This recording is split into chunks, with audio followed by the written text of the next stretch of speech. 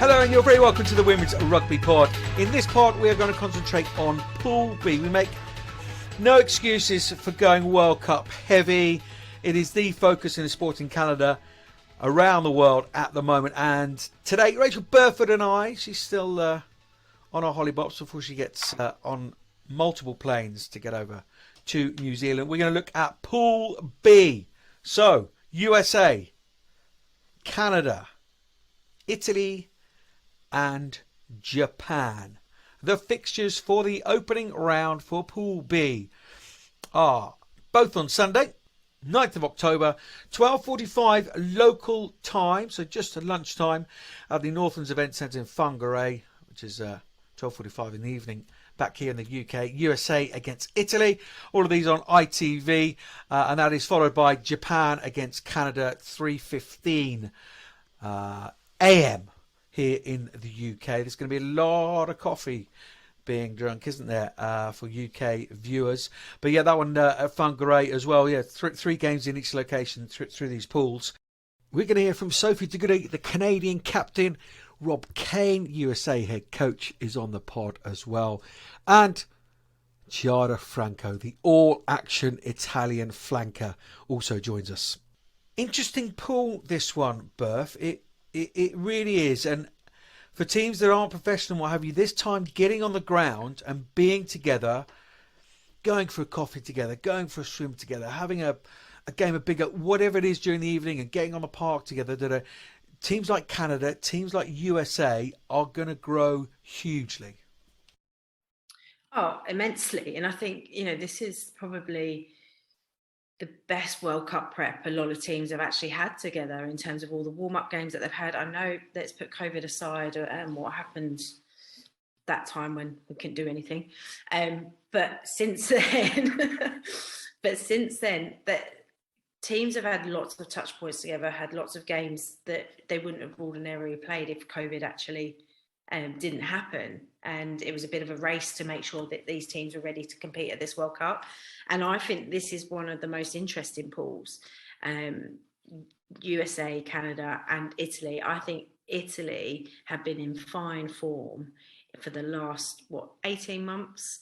And, the introduction of contracts, more time to get, like that all has weight on it as well. But there's also that kind of confidence that Italy are playing with.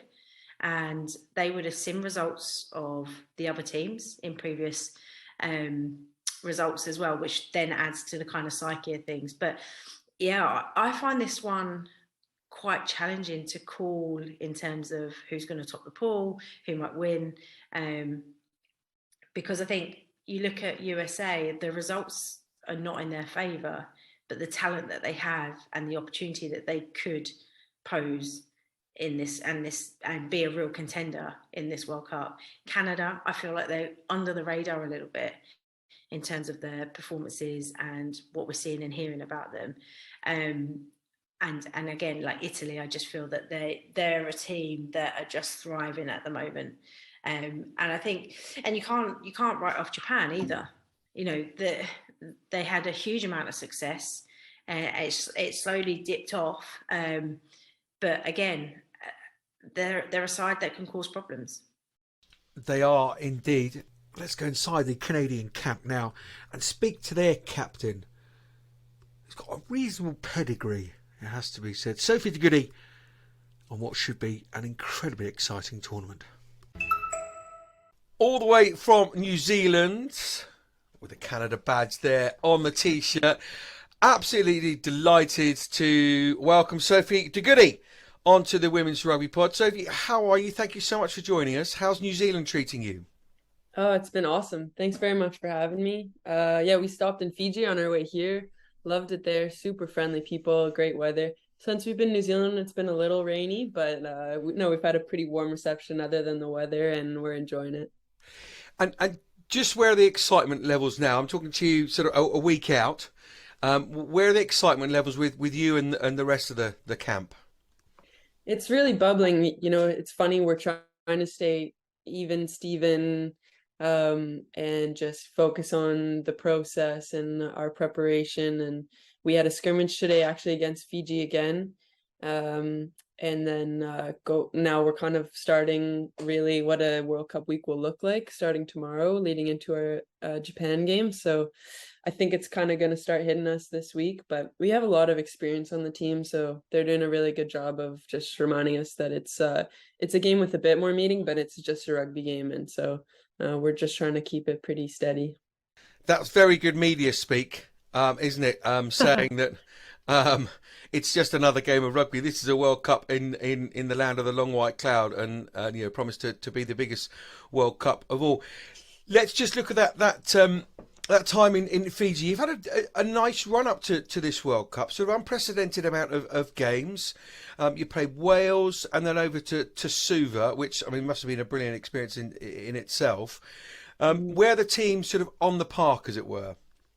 It's funny. I think we get better every training session. I don't think we've peaked yet. I think, which you could look at as worrisome. You could say like, oh, you should be peaking now. But I honestly think that we have so much potential as a group. And because we're not contracted yet, we did some like self-funding to centralize over the summer to make sure that we could spend as much time together as possible. Obviously Rugby Canada funded all of our camps. We're not paid to play in that respect, which is amazing, but we wanted to spend time together when we weren't in camp.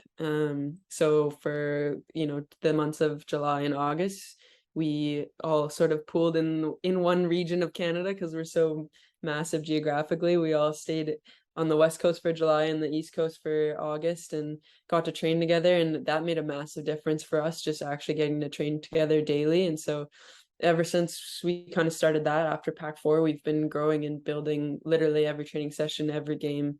So I think we'll be peaking on November 12th when we need to peak. But building up until then, we're just going to keep getting better every game. And that's what's been happening so far. You say no contracts yet, and normally I would dive straight into that response, but we're just looking at this World Cup at the moment, Sophie. Yeah. The pool that you're talking about, as you say, first up Japan, Italy, and then of course the nearest and dearest USA. It seems like you're always up against those guys in World Cups. Where's the focus? And please don't say one game at a time. Okay. No, we've already started our analysis groups for all 3 games of the pool. Obviously, we've never played Japan before, and their first game, and you want to knock that first game out of the park. So 100% big focus on that game. Italy, we played in July in Canada. That was our first test at home in 7 years. So that was a big game for us. And we did pretty well, but I think we made some silly mistakes and let them get away with things. We weren't as clinical as we could be in our exits. So we have some wrongs to right there, as it were.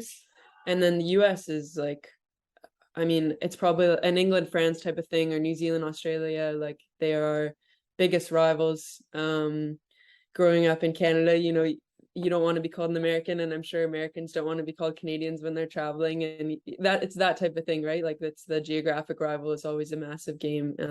And we have played them so frequently over the years that we're very familiar with them, and they're very familiar with us. So it really does come down to who performs best on the day. So yeah, the cliche answer is game by game, but we're already looking ahead to every single game in the pool because we know each of the opponents needs to be respected. What experience do you guys take from playing over here in England? A lot of our viewers are UK based and English based. Just where you guys taken your level of game? Because there's plenty of you, Menin Ditosi, the list goes on and on and on. How much can you sort of fall back on that to the level of Premiership rugby? It's a ton. It's honestly, it's having quality games every week and good coaching to do reviews, great players that you're playing with that practice day in and day out, but just getting games on a weekly basis of a high quality. In Canada, we're just so spread out geographically that we can't play like the highest quality games every weekend because you got to fly. We don't have a league like that, a national league. So to be able to to kind of springboard off what the UK system is and hopefully add value to the Premiership, but also bring value back to our Canadian team is huge. And we have some girls in the French league as well, so they're having similar experiences of playing every weekend, and it's been a big value add for our Canadian team. What's the expectation, Sophie? Just still talking just about the team. What's the expectation? Have you said with the target we've got to get out of the pool? I was lucky enough to be in France in 2014, and Karen Paquin was playing on another rugby planet in that tournament. Yeah. She's absolutely outstanding. Yeah. So you've got those players that have been there and been really successful in the World Cup, and Canada do seem to sort of just up the game at a World Cup as well. Is there an expectation? Yeah, our expectation of ourselves is to win it, and I think that might not be an expectation that everyone else has on us, but we're the people that see each other and train with each other day in and day out, so we know what we're all capable of, and we all have that same goal to win. And we have women who played in the 2014 World Cup, in the 2017 World Cup. They knew what it take to get to that final in the 2014 World Cup, and they know some of the reasons why they didn't get over the hump in the final. And so I think they're able to share those learnings with the rest of us that are coming in fresh to the team or that were around in 2017. So yeah, I mean, we historically haven't gotten a bunch of games in between the cycles. So when we get to World Cups, like, it's a huge stage for us, almost more than other countries, because we don't get to play on a global stage very often. So we're really looking forward to this tournament. Yes, didn't get over that final hump. That damn Scarrett girl, hey. Yeah. So I'm just going to turn it personally. I know it's late over there, and we've already been through this, but you don't need your beauty sleep, but I'm sure you want to have it. Good. You got the armband. You're captaining Canada at a World Cup. What does that mean to you? It's an honor. Like, that sounds cliche, but it's cliche because it's true. It's such an honor to be able to lead your country, and both my parents did the same thing, so it's something that I've wanted to do ever since I was little, growing up in and around the game, and seeing their jerseys in our house and hearing their stories and experiences. And so to be able to play for Canada has always been an aspiration, and to captain it and follow in their footsteps at a World Cup is something you kind of always think about in the back of your head, but obviously the main goal is just to be on the team and to win a World Cup. But to have that added responsibility is a big honor. Indeed, it is. You've shoehorned mum and dad in there. That was going to be my next and final question. Dad was captain of the World Cup. Mum captained the World Cup as well. What's Sunday lunch like? Is it sort of comparing sort of World Cup captaincy notes and sort of getting the armband out and look, here's mine and this is what I did, and well, you want to do it like this? How is Sunday lunch around the table?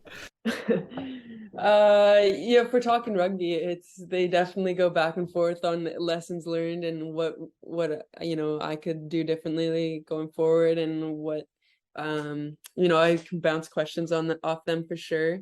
But most of the time we just talk rugby because we enjoy it and we all love it, or we get competitive around other stuff like silly little games like crib, so the competition just runs in the family. And when we get to rugby and captaincy talks, then yeah, they're really good at helping with their experience around leadership and all of that. And sometimes I have a word or two to chime in here and there, but they're much wiser than I am. Are they going down to New Zealand? Yep, they fly out in a couple of days, so it's a long journey for them, but they'll get there. I think they're going to the first day of games in Auckland, then they'll drive up to Whangarei and join us from there. Awesome. I don't know what the collective noun is for rugby captains, but yeah, there'll be a Canadian collection of captains, World Cup captains. Wow, that's good. Unbelievable family history. You must all be incredibly proud. Sophie, we're going to leave it there. We were whizzing around all the nations. Huge thanks for joining us from New Zealand and speaking so brilliantly. And everybody here at the WRP just wishes you all the very, very best for the tournament. I really appreciated that. Thanks very much for having me. I'm Lisa Burgess, and you're listening to the Women's Rugby Pod. Love that, Berth. Mum's captained at a World Cup, Dad's captained at a World Cup, and now you're captaining at a World Cup, and that is some conversation around the dinner table, isn't it? While they're having their moose steaks or whatever maple syrup. What will your win percentages? Yeah. Oh no, you want to do it like this, don't you? Oh, wouldn't have done it like that. Oh, in my day. I mean, that's ish class, isn't it? Incredibly good stock. Huge amount of those players are playing top level club rugby, and have been for a while. It is a fearsome pack. Yeah, and that's always been the strength of Canada, is their physicality, and now collectively put that with a lot of top level experience.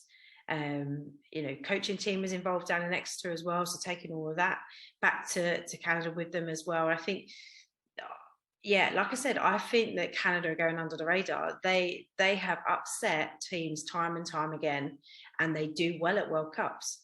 And they are on a different level at the moment, and I think they will top this pool for sure. You heard it here first. Canada to top Pool B from Rachel Burford. I agree.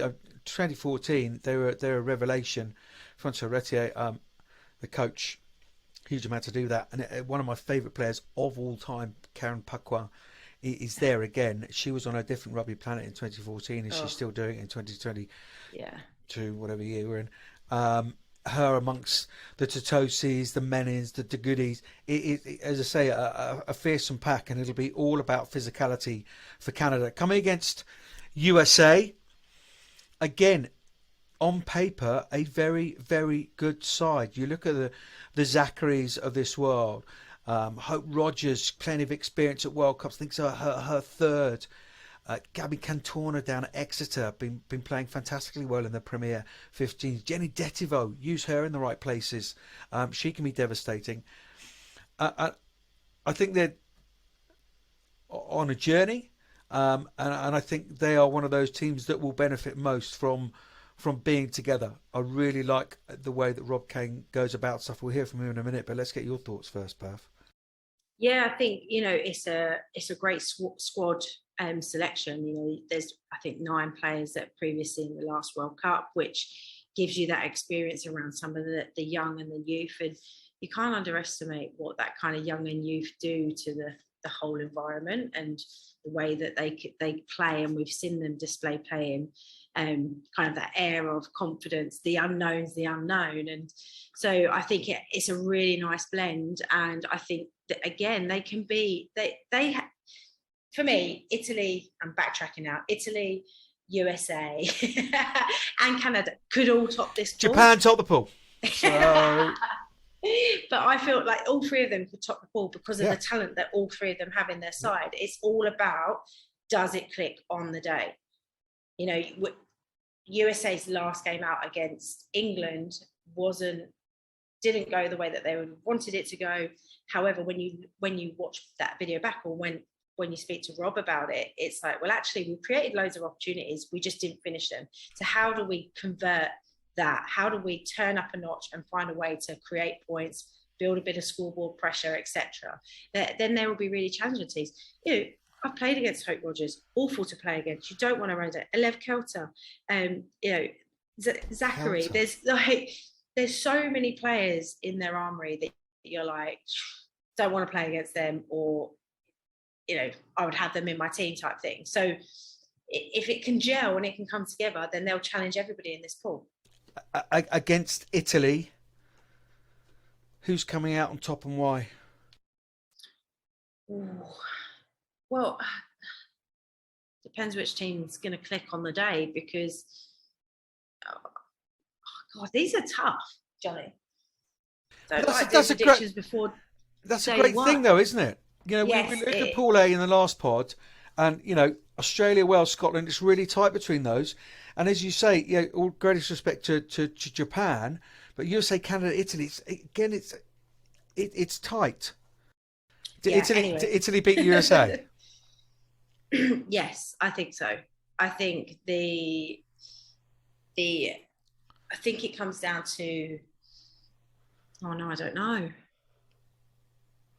Do Italy beat USA? Yes.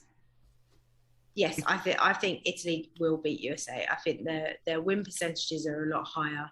The way that they have been playing over the last 2 seasons gives them that air of confidence which they thrive off. USA, I think, can be so threatening and so challenging. And I think of their back line and the injection of power that they have does that edge over them against Italy. Thinking of size and power, and a Lev Kelter, a Lottie Clapp, coming through. The 13 that we didn't see play against England, Etty, I'm not sure of her surname. She didn't play against England because she had to withdraw. These are big, powerful runners, and Solari is a wonderful player. Love watching her play, but she's also quite slight, and I'd say that probably about their back line. So maybe that's where the power game could really come into it. Okay, that physicality of the US. Well, it's hugely exciting for the US. And yeah, you got the likes of Lottie Clapp, all that experience at club level that she has. Anyway, enough of our thoughts. Let's get the thoughts of their head coach, Rob Cain. It is a very good evening / morning. That's going to be the way, isn't it, over the next 6 weeks or so, listeners? To the USA head coach, the man in charge, the Grand Fromage, Rob Cain. Rob, good evening. How are you? How's the land of the long white cloud? Yeah, good morning, Johnny. Yeah, it's going to be strange for all your listeners and obviously everyone that's experiencing it here. It's great. We've had a good couple of days. We had a travel day, had some time together in LA, had a great send-off. Just thanks for everyone that sent us off in America, and thanks for everyone for welcoming us in New Zealand. We've hit the ground running, and we're in a good spot. Great stuff. Rob, if I could just take you back to putting that squad together, just how tough was it? Some of the hardest decisions I've had to make in my coaching career. Wow. As strong as that, because it's dream stuff for these players, isn't it? Where in particular, what particular areas were you took the longest discussion, the longest thought processes? I think every single player, to be honest, Johnny. We obviously had some time in Atlanta to finalise our plans. We had 21 days to work through our selections. A few countries had a bit longer. We obviously knew where some of our players were, but it was important to see where they actually are. And when we're all about picking on form, not reputation, that's really, really important. Some really hard decisions. The split is always going to be hard. How many forwards do you take? How many backs are you going to take? We had to work through that. That's obviously going to match the style of play that you're trying to bring to life. And we went all the way back to what is our identity? What do we want to be known for? And how can we, put together what we believe to be the most and best equipped squad to achieve what we're trying to do. And they're really tough questions. You're so invested in every single player. And even though we're down to 32, we've got 50 odd players, maybe a little bit more. And we've lived every minute with them, every good time, bad time, indifferent time. And we've all been on this adventure together. And it's a cliche. I wish we could take all 50 people that we're so invested in, and we continue to be invested in. They're hard conversations. That's why I'm here, to have those hard conversations, and then it's just about supporting people through those conversations as best we can, and then ensuring that we do right by them, and that's what we're trying to do as a group. Make sure that we're representing them and representing the country as a whole. Rob, you and I spoke at Exeter after that England game, and this is a very personal question, so don't worry about the listeners for now. I know you as a coach and the approach. Where are your frustration levels? Because you don't have that time that you want to have. You don't have your hands on, and you are very much a hands on, get inside the psychology of a player kind of coach.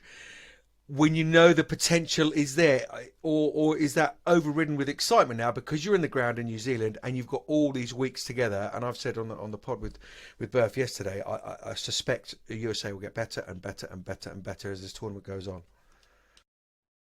Yeah, I think you got to go in it with your eyes open, and I think I'm streetwise, so it's just about doing that due diligence and work out how we can make the biggest impact when we get them face to face, and then cementing enough. We call it influence periods, when you can influence when you're not with people, and whether that's face to face visits or Zoom or we stay away from sort of like emails and stuff. I still try in an influence period to get as much face to face time as possible, and make it as personable as possible and really about them.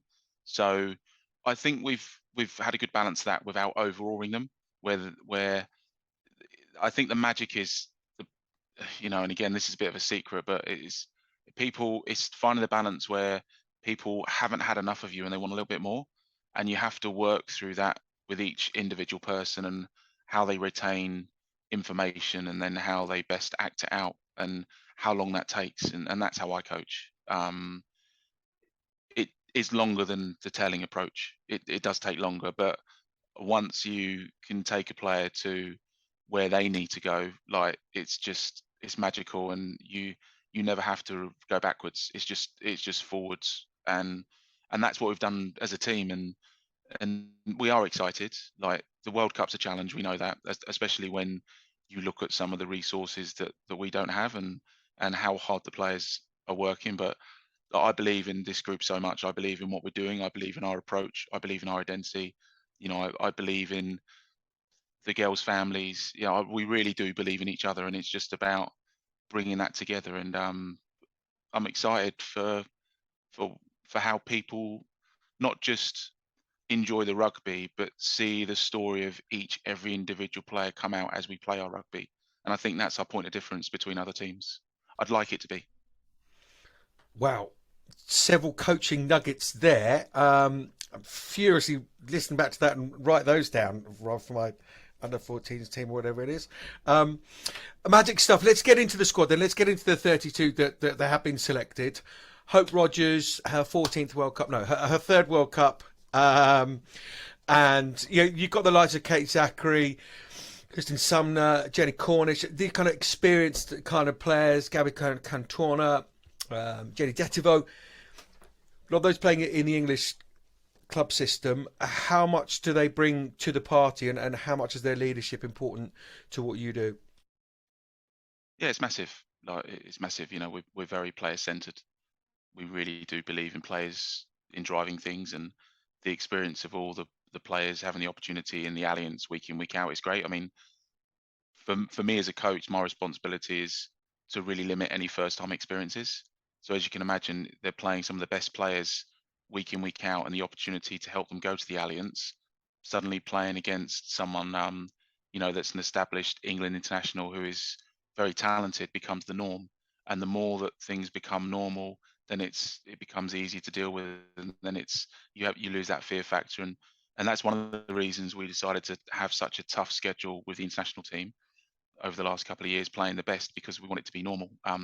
But they're great people first and foremost. They're learning a lot, and I think the exciting thing is we've seen them all perform individually in the Alliance, but now we have the opportunity to bring not just the wonderful people together, but their wonderful talent, and that's an envious job for me and the rest of the coaching staff, is how can we bring the best out of them, and how can we put the best team out there. And for us to get to where we need to go, it's about individuals' point of difference coming through the team, and that's a nice challenge to have. Against England, you and I spoke after the game, and the scoreline doesn't reflect for me. There's some really nice patches in there from you guys. What do you need to get exactly right in the opening game against Italy to use a phrase you said, hit the ground running in terms of this tournament? Because you know what these tournaments are like. It's about momentum, and then you've got your old nearest and dearest Canada as well as Japan. Yeah, just the simple things done really well, and to make sure that we have that alignment. We got in the England's 22 10 or 11 times, and we just didn't put away the opportunities. And whether it was a missed pass or a decision under pressure, from from the set piece, or just trying to move the ball where the space isn't. Um, that would be the case in terms of near the try line. In regards to middle of the pitch, we were quite happy with that. Again, we're trying to have double side of attack. We're trying to move the point of contact. A little bit more linkage in midfield, just with our forwards and backs, so we can play out the back a bit more and look for those 2v1s. And then in our own area of the pitch, again, it's just that streetwise ability to know when you've lost momentum, and then how we can quickly progress the ball up the pitch, and then how we can get the momentum back. So we did the review. There was lots of positives there, a few disappointments, but this is all part of our learning. We've kept plenty in the bag. There's lots of different things that we haven't shown, whether it's strike moves, the way we're going to play off scrum, line out, the way we're going to kick. It very much was having the opportunity to play in front of a grandstand, thousands of people.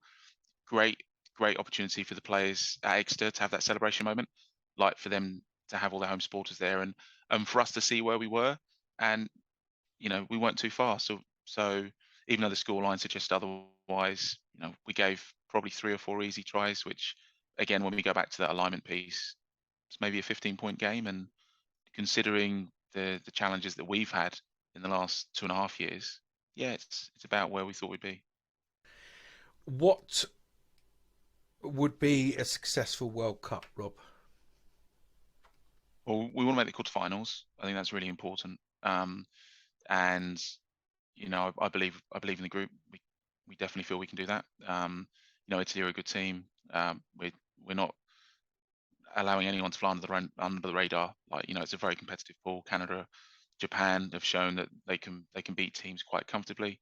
So have Canada. So it's a really good pool for the neutral. I think there's very appetizing. But yeah, we want to get to the quarterfinals, and then it's all on, isn't it? I think we're going to get better game by game.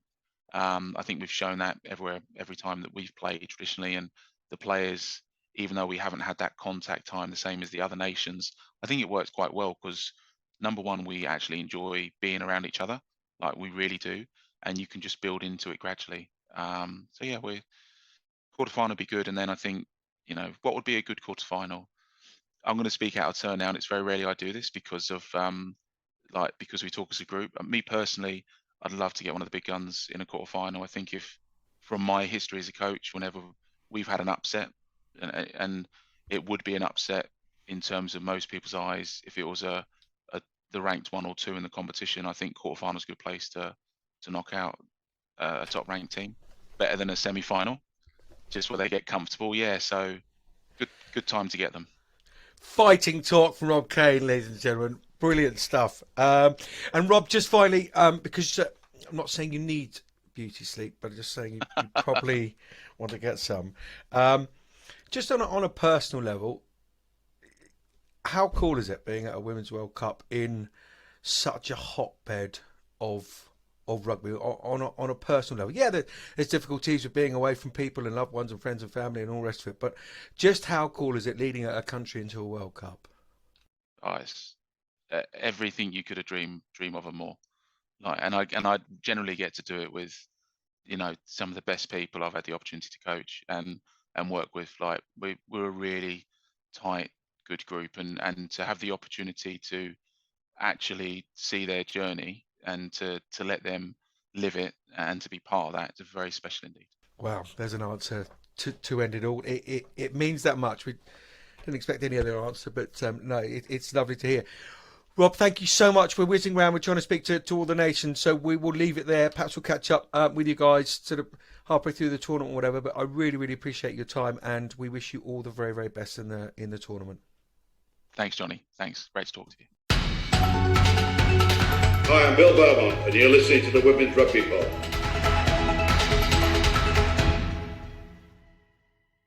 Let's get inside the Italian camp now, and a lady who back from injury now, firing on all cylinders. She's involved in those couple of games against France, 1-1. Well, let's get inside the Italian camp now with a lady who's struggled with injury early part of the year, was involved through the summer against Canada and those 2 games against France, a win and a loss. It's Giada Franco joining us on the WRP. Hi, Johnny. Great, thank you. Really, really great. It's amazing to be here. New Zealand is a bit rainy, probably, but I'm loving it. Every part of it is beautiful. Yeah, I'm not going to lie to you. You're probably going to have to get used to the rain. Yes, definitely. They told me. Good stuff. You've been to the opening ceremony down there in Auckland. I know you're up in Whangarei now, but how was the opening ceremony? Oh my gosh, it was literally amazing. I didn't expect something like that. Obviously, my first World Cup, so the girls told me about, the atmosphere, but yeah, they're doing such a great job. They showed us some of their tradition with some dancing and some, I think probably haka too, but were really, really amazing. Goosebumps. Great to hear. Yeah, it looked fantastic over here on the social media.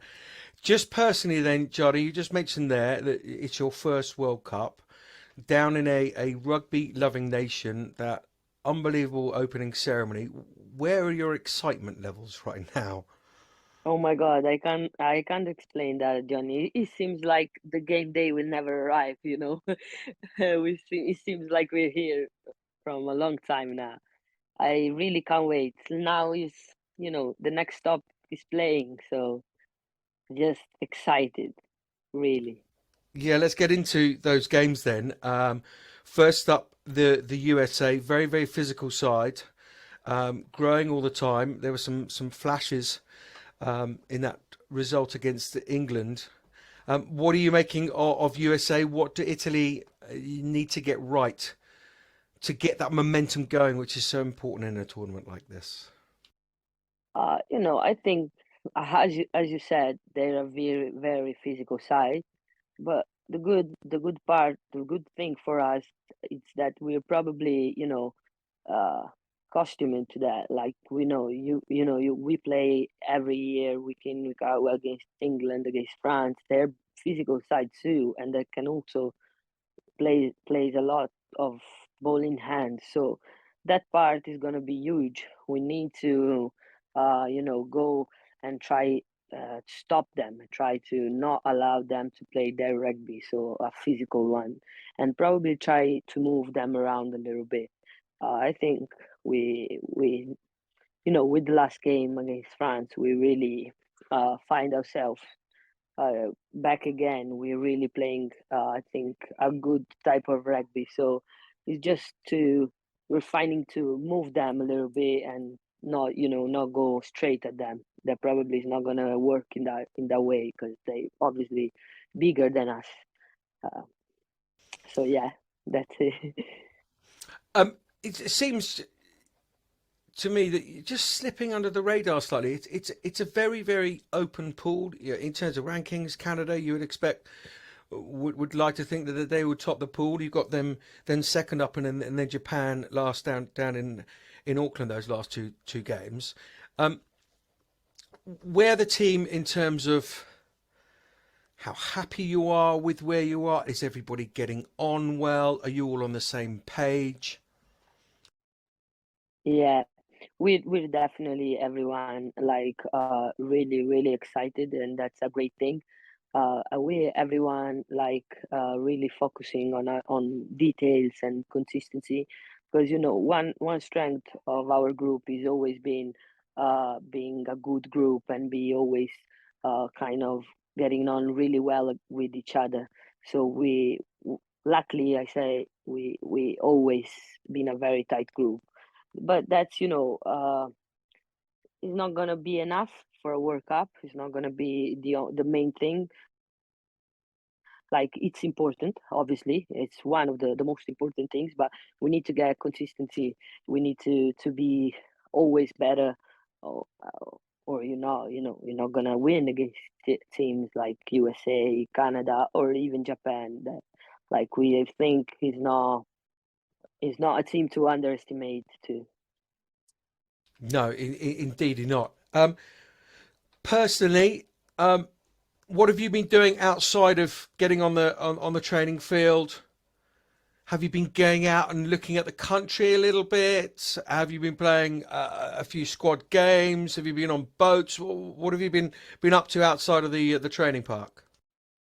So we've been last week. We've been to Rotorua, which is quite a couple of hours driving from Auckland, just to see some geysers and some smelly Really and sulfury, isn't it? some Yeah. Maori Maori village that was really amazing. This week we're gonna have a day off tomorrow, so probably gonna go to a look to have a look around Whangarei. And yeah, we've been training hard, but at the same time we have, our free time uh together, or just playing inside the hotel, or just going around and visit this beautiful country. So yeah, luckily it's quite funny. You're there for a long time. I know, speaking to certain people, spoke to the Scotland camp, and they packed Scotland flags and cushions to dress They're, their they're room. here. You got We're Italian sharing, flags there as yeah. well. Oh, We're just sharing the same hotel. So if you look past the door here, you can see some Scottish flags around. oh, so are there flag wars going on? Are you taking down Scotland flags and putting up Italian ones instead? No, but you know what? Every time I pass on the door of Jade Conkle, I knock at her door and just run, just to make her annoy a little bit. But no, I leave the flag. Don't want to get them hungry on me. They're really nice girls, and happy to share a little bit of this with them. Yeah, of course, Jade Coggle Roberts, the former teammate of yours at Harlequins. But as I say, you're away for a long time. That's not easy, away from family and friends and loved ones. Do you take a special teddy? Is there something a little personal that you always take away with you on away trips? For those listening, Giada's I'm just gonna show you. fumbling around for something here. That's my little blanket. I don't know if you can see it. This A is an multicolored M&M's blanket, Yeah, that was a gift M&Ms. from my mom. Yeah, that's a gift from my mom, and I always bring it with me when we're going away. And actually, my mom is arriving next on Saturday, so I'm really, really happy that I will have some support even here on the other part of the world. So yeah, just oh, sorry, just this little blanket here, just to make me feel like I'm at home. Oh, brilliant, Giada, fantastic. Just to let the listeners know, other chocolate brands are available other than M&Ms. Before we get Ofcom on the phone. Oh, probably I should have said that. No, you're Oh, fine. You're absolutely fine. Cali, Johnny. Yeah, no, that'll hit the edit floor. Don't you worry about that. Giada, we'll leave it there. I appreciate it's late there, and massively thankful for coming on and giving us a little insight into the Italian camp. Thank you very much, Johnny, and all the friends of the Women's Rugby Pod. A team we haven't really touched on in this Pool B berth is Japan, who take on Canada. Just a reminder, 3:15 in the morning, Sunday, 9th of October in Whangarei. Come into it off a cricket score loss against New Zealand, who really had their tails up. But they are a brave bunch. Yeah, they are, and I don't think you can underestimate some of the early successes. Beating Australia, beating Fiji, tight margins at times, but finding ways to win. And they're a resilient side. Lindsay McKenzie, the coach, has done some magnificent work with the group. And again, I was just sitting there thinking, Johnny, I'm going off task a little bit, which you might like, might not like, but we're here now. How good is this that there's no full-blown conclusions, really? Like, both of us are like, oh, maybe that, maybe this. And I just think that's so wonderful. I know there's a full-blown conclusion of what should happen. England should get to a final. We should see France there. We should see New Zealand there. But outside of that, how good is it that we're like, oh, they could, and then you start thinking about it, and then you want to switch a decision because you're like, oh, actually, no, maybe Italy will beat Canada. I just wanted to share that with you, how great it is. and it's not, you know, we're talking about these opening games, of course we are, but you know, points matters, tries matter, yeah, that kind of stuff, because of the seedings and what have you, and getting into those quarterfinals. Every game is hugely important. And you know, one of the biggest Rugby World Cup shock, Japan beating South Africa, of course, down in Brighton in 2015. But I can't see the Japanese women's side making a sort of shock result like that against Canada. I think that Canada just have too much. Yeah, no, I would agree with that. But as you say, upsets. There'll be an upset at this World Cup. Excuse me. There'll be an upset at this World Cup. And it's kind of wide open to which pool that could end up being in. Come on then. So Canada win, and you said Italy are going to beat the USA. So there we are. And I don't disagree with you at all, Berth. So there we are. That's Pool B rounded up. We'll see you on the next pod for Pool C. Happy travels, Berth. Cheers, Johnny.